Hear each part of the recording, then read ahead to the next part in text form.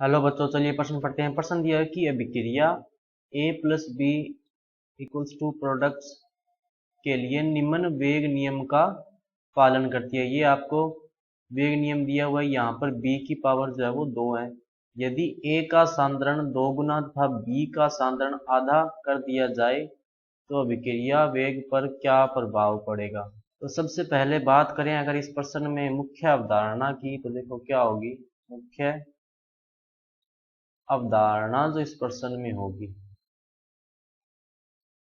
वो होगी अभिकारकों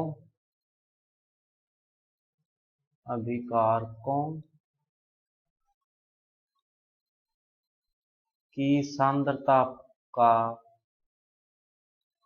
अभिकारकों की सांद्रता का वेग अभिक्रिया दर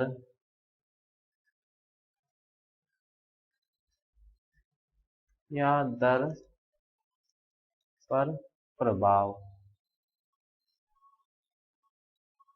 ये होगा। अब देखो अपने पास अभिक्रिया की दर क्या दी हुई है। दर बराबर क्या दी हुई है, के ए इंटू बी की स्क्वायर। ये अभिक्रिया की दर। अब वो बोल क्या रहा है कि ए का सांद्रण क्या कर दें, 2, यानी ए बराबर क्या कर दें, 2a, और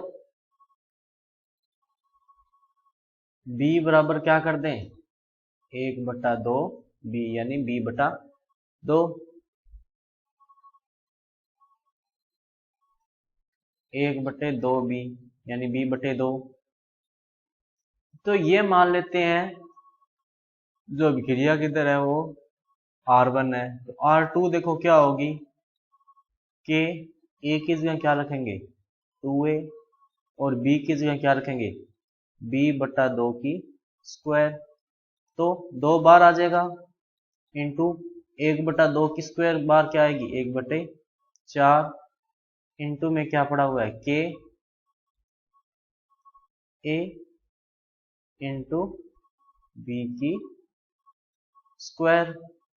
इसको जब हल करेंगे तो ये क्या आ जाएगा 1/2 इंटू ए बी की स्क्वायर। तो R2 क्या आ गई,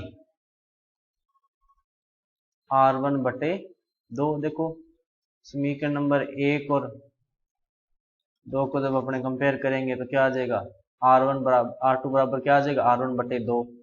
तो होगा क्या, अपने कह सकते हैं कि अभिक्रिया की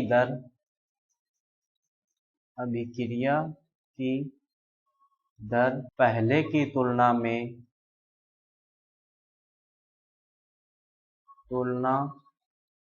में आधी रह जाएगी,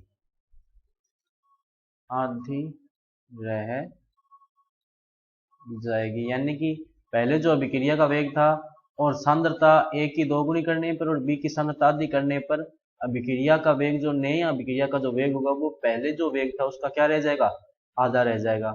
तो बच्चों ये था आपका उत्तर। मैं आशा करता हूँ आपको समझ में आया होगा। धन्यवाद।